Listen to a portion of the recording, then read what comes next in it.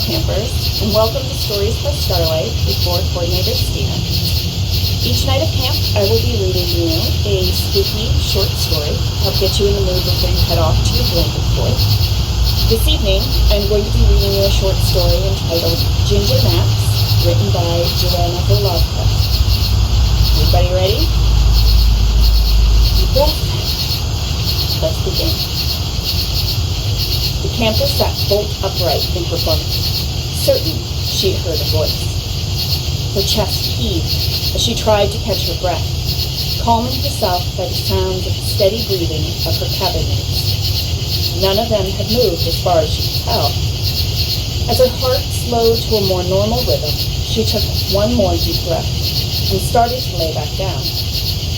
As her head touched the pillow, a shadow fled across the cabin window. The camper swung her legs from under the blankets and carefully placed one foot, then the other on the smooth wooden floor of the cabin. She didn't want to wake her friends, but wanted to know who was outside at this hour. By now, even camp directors were in their cabins, sound asleep. She crept to the cabin door, pulled the knob, and stepped out into the bright night. No one was in sight.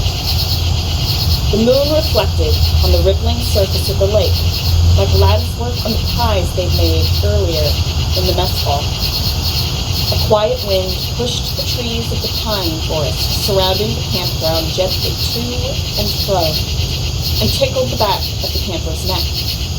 She placed one hand there, feeling a sheen of anxious sweat. Maybe she'd imagined the voice, the shadow. They'd been up late telling stories, needing way too much sugar. It was possible the whole thing was just the tail end of a dream. Hello? The camper spun to her left, looking for the voice. She could see the arts and crafts cabin, huddled like a hibernating animal. A faint glimmer on its roof, the only hint to the glittery chaos within its walls. She shivered, despite cold air. As she peered into the darkness, she saw movement again. A dark figure seemed to be looking into the windows of the craft cabin. It must be someone who can't sleep, she thought. Maybe she wasn't the only one having bad dreams of camp. She hesitated for a moment, and scooped up her trail shoes and laced them up. If someone needed a friend in the middle of the night, she would be there for them. After all, even with all the new friends and fun things to do, it was easy to get homesick at camp. As she crossed the campfire ring, she smelled smoke from the fire they'd made earlier in the night. She saw someone had left a flashlight, so she picked it up on her way to the craft cabin. While she walked, she thought about her own homesickness. At least that's what she thought it must be. For the first 3 nights, she'd had strange dreams. Each night, right after falling asleep, she dreamed about a different campfire. Cold, with blue flame in the middle of the forest, with not a cabin or other camper in sight. Each time, she felt herself drawn to it like a magnet inside of a chest was pulling her, compelling her to come closer and closer until she was afraid she'd step right into the heart of the fire. Then something would rise out of the flames, and she'd wake up suddenly in her bed. Now that she thought about it, she hadn't had the dream tonight. At least not that she could remember. But something had woken her, she was certain of that. And someone else was awake too. She arrived at the side of the craft cabin. The porch was illuminated in the moonlight, specks of glitter sparkling in the night, trailing across the porch. She couldn't see anyone though, so she climbed the stairs and tried the door. It opened, and she stepped into the big main room. Long rows of tables filled the space, while the walls were lined with shelves full of baskets and bins containing every craft material a camper could ever want. The entire area was covered in a fine layer of glitter dust that would probably never come out of the crevices, but that was how the campers mostly liked it. Hello? Is anyone here? She didn't want to raise her voice. She couldn't see anyone either. Do you want to talk? No one replied. She turned around and around. everything seemed in order. As she started to go back out the door, a face peeked through the window. She shrieked. The face vanished. The camper ran outside, but there was no one in sight. Her heart raced in her chest. There was no place close enough for someone to hide, but she was certain there had been someone there. The moonlight on the lake was beautiful, though, and she could just make out a shape at the edge of the water. Maybe the person was hurt? She pulled the door of the craft cabin closed and hurried down to the lakefront, glad of the flashlight she found. It cast a narrow, warm beam of light in front of her. Even with the bright moonlight, one could never be too careful. This part of the lake wasn't near the docks, and the campers usually didn't come down this way to go into the water because of the thick grasses growing under the water and the risk for leeches. She had no interest in getting near the leeches, but if another camper was in trouble, she'd do what she could. As she reached the edge of the lake, the flashlight beam landed on the shape. She realized it wasn't a person at all, but one of the camp canoes stuck in the mud along the shore. The camper bit her lip and frowned. This canoe wasn't supposed to be here. Nobody had mentioned one being missing either. She came closer, running the flashlight beam across the side of the little boat. A strange symbol marked the side. It looked like one of the troop badges, but wasn't one she recognized, and was very faded. Blue, with perhaps a fish in the center? But she'd been at camp for years, and couldn't recall having seen this troop's logo before. It nagged at her, though, like it was still somehow familiar, like something she could almost just remember. Strange. She stepped carefully into the shallowest part of the water, with just the toes of her trail shoes in the edge of the sticky mud, to get a better look inside the canoe. The canoe was perfectly intact, with the seats in almost new condition, and a single paddle lying across one side of the bottom. It was nearly empty, too. On the rear seat, a single round stone was placed in the very center, just out of her reach. She leaned forward, straining to touch the stone, but felt the toes of her shoes slide deeper into the mud. There was nothing for it. She'd have to step into the small boat. She struggled to lift her right foot out of the mud, the lake muck suctioning the sole of her shoe in such a way she feared she was already trapped. She wiggled her foot back and forth, trying to get free, but with no luck. Finally, with one last desperate pull, she managed to get free, and at last stepped into the canoe. The boat sank slightly under her weight, but didn't rock. She thought the bottom must have been flat on the shallow lake bottom, and that it was probably safe enough to step over the middle seat to the rear and finally collect the rock. As she reached down to scoop up the smooth stone, she felt the boat suddenly lunge backward. She stumbled and landed hard on the middle seat, cursing in shock as the canoe floated into the water, the shore receding quickly behind her. The camper clutched the flashlight to her chest like a security blanket. The wind picked up and rushed across the surface of the lake, shattering the moon's reflection. Something flew out of the trees, and she ducked as it swooped overhead, but when she looked up again, it was much darker than it had been. The moon seemed to have shifted, was much lower in the sky. It was waning now, too, and tinged orange-red behind the very tips of the trees. She realized she could see her own breath in front of her, even though it was the middle of August, and usually warmer at camp. The boat drifted slowly, heading away from camp and toward the island on the south end of the lake. They weren't allowed to go there, and all kinds of rumors about why flew through camp every year. The unlikeliest was that it was home to buried treasure, but the camper didn't really believe that, especially since their little lake was so very, very landlocked. Why would pirates have come all that way? All the same, there was something peculiar about the island, and even though many of the other campers joked about going out on dares, no one she knew actually followed through with it. The directors and staff were pretty strict about that. It also seemed to be the only rule they never explained, now that she thought about it.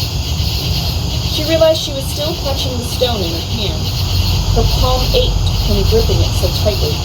Silly, really, but she'd climbed into an untethered canoe to get it. As she unfolded her fingers, she realized there was writing scratched into the surface of the stone. Mori. M-O-R-I. She traced the letters, puzzled. Who had scratched that into a rock? As she turned the rock over in her hand, she noticed another word scratched onto the bottom of the stone, an exact match to the first. Memento. She nearly dropped the stone as the canoe slammed into a shoreline. The camper got unsteadily to her feet and slipped the stone into her pocket. Careful not to tip the boat, she stepped out onto the pebble-lined shore of the off-limits island. Tall, thin trees reached overhead, obscuring the moon completely from view. She could just make out the opening of a trail right in front of her, not 10 paces from where the boat had landed, vanishing into the forest. The wind pushed her hair into her face, and she tucked it behind her ears, listening. The voice she thought she heard, the one that woke her, was calling again. Hello? Are you there? I'm here, she called back. She couldn't tell where the voice was coming from. There was no one else on the shore. I can't see you. Come find me. Where are you? She waited, but the only reply was wind. With nothing else in sight, and no other options immediately available, the camper turned on the flashlight once more and ventured toward the trail. Pine needles cushioned her footsteps, and she made no sound as she walked into the island forest. Somehow the trees here seemed taller than the ones around camp. That didn't make any sense.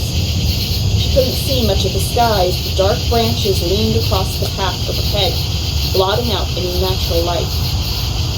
The forest was silent. Not a single cricket or frog chirped in the night. Not a single rustle reached her ears. But the feeling that someone or something was watching her made her stop in her tracks. She whipped around. The trail behind her was empty. She shone the flashlight as deep into the trees as she could on all sides, but nothing reflected in the beam. Come find me. Where are you? The darkness swallowed up her voice. She spun back to face the direction she'd been traveling, or so she thought. The camper realized she'd lost sense of what direction to go. The voice seemed to come from the direction she now faced, so she steadied herself and plunged ahead into the darkness. After several more minutes, the trees suddenly opened into a wide meadow. The meadow was roughly circular, with a wall of pine trees lining it on all sides, broken only by the trail on which she stood.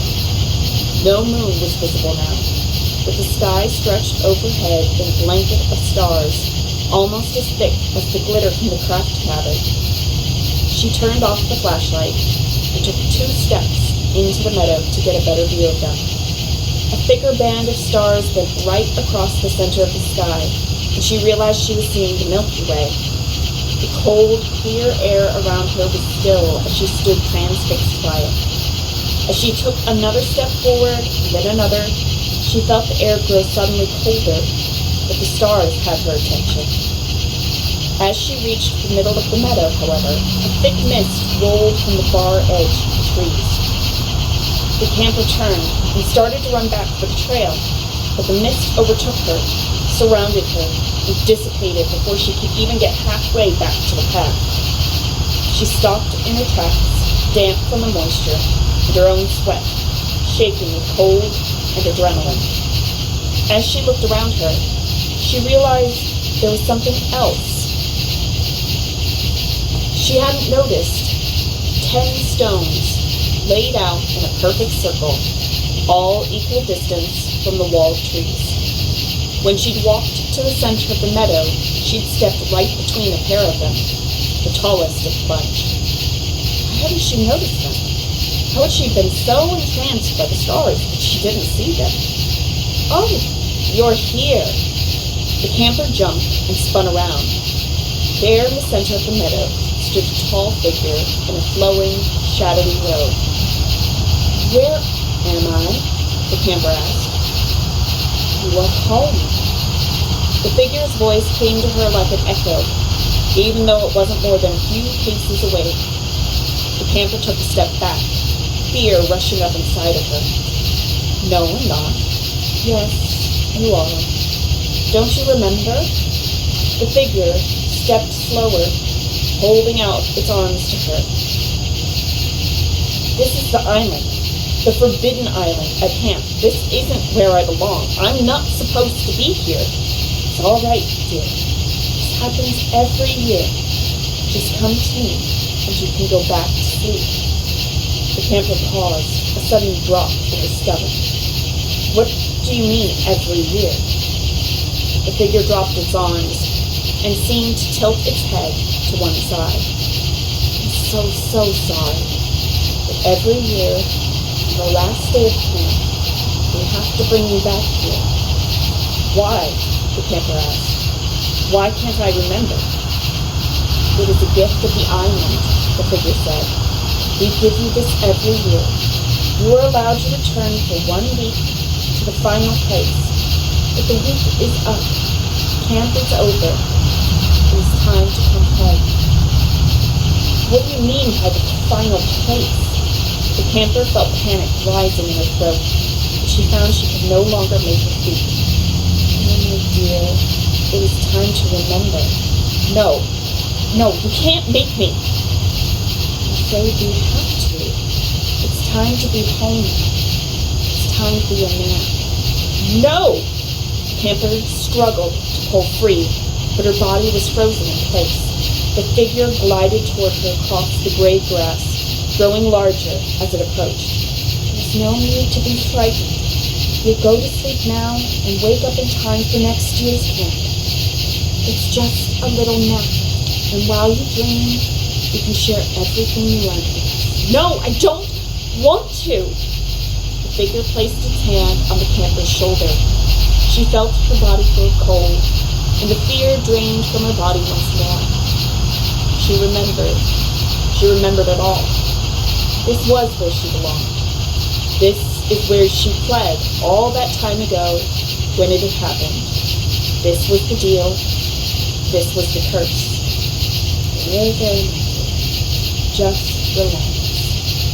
The camper closed her eyes and felt herself sinking into the warm embrace of the forest and darkness. As she drifted off, she could just make out the last faint echo of the voice.